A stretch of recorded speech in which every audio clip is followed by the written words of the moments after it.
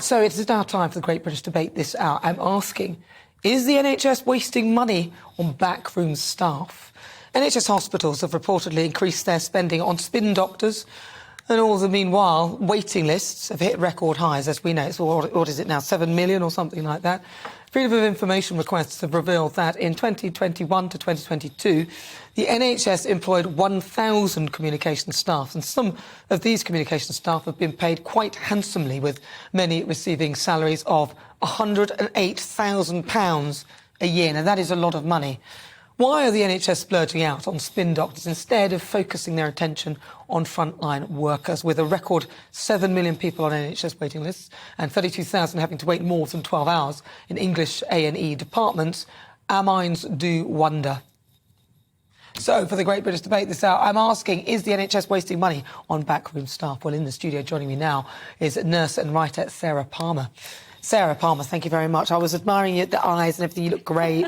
Thank you. Sarah, what is your take on this? You work on the ground, you know all about this. What is your view? Because we're talking, we've got diversity and inclusion, you've got zero managers, you've got communication managers, £108,000 a year, I mean... Yeah, I think that's ridiculous. That salary is far too high, and I think there are far too many of those types of managers, and it's really not necessary. I think the NHS is struggling enough as it is, and I think it could do with cutting out of those types of middle managers and senior managers in roles that just...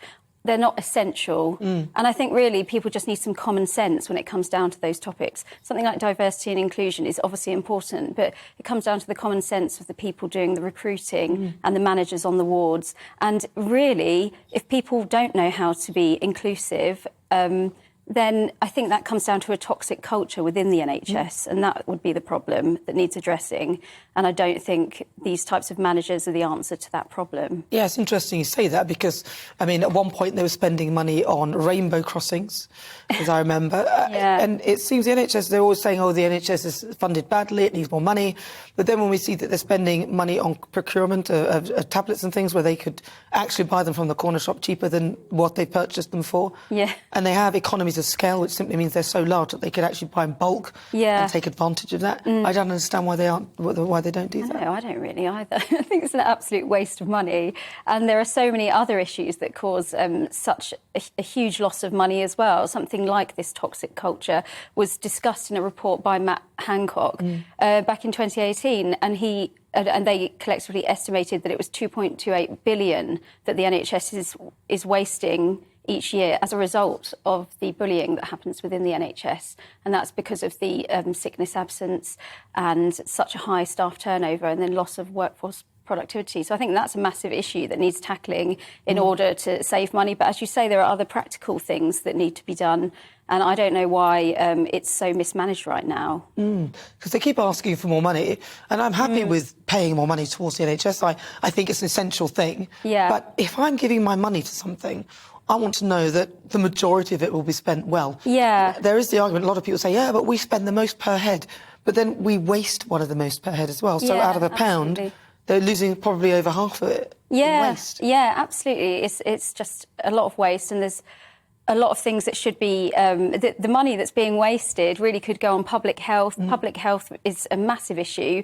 And if public health was actually improved and people with diabetes and cardiovascular disease were being cared for and treated more promptly, and also these diseases were being avoided completely, then we wouldn't be seeing such a massive number of people on the waiting list. 7 million is far too high, but it's as a result of...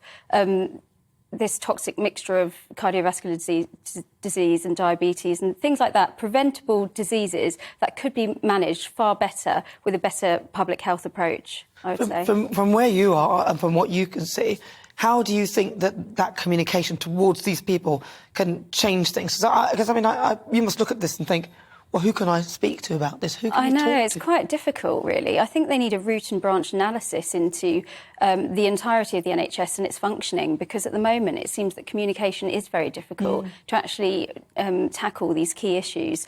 Everything is so siloed in its own little departments, and nothing... The flow of communication is really...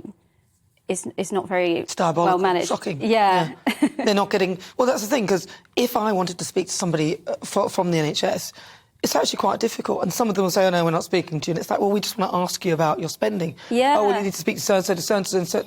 And everybody's evading answering the question as to why they're wasting the money. Yeah, yeah. Nobody will answer anything. Even when it comes to a patient making a complaint. I mean, I made a complaint several months ago. It's still not been dealt with, and I think things like that, communication just to people.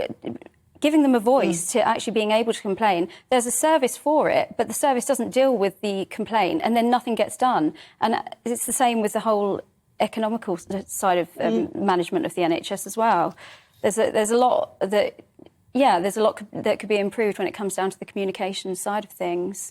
But they'll probably spend it on getting a manager to deal with the communication. Yeah, exactly. I think that's one of the massive problems. They'll just get more managers in. Why do they do this? I mean, it's so obvious to you and me. Yeah. It's so obvious. Look, it is. Diversity and inclusion. Look, that person's black, that person's white. Hang on a minute, we've got a staff full of people who are all cookie cutters, all look the same. Let's get some people who are slightly different. Can they do the job? All that. Yeah. What is wrong with people? Why do they need to be sort of spoon-fed the most obvious? It should be something that everybody in the NHS workforce is aware of, diversity and inclusion. It should be part of your own common sense. Yes. If you haven't got that, then why are you in the job? Shouldn't be you should be able to have that naturally.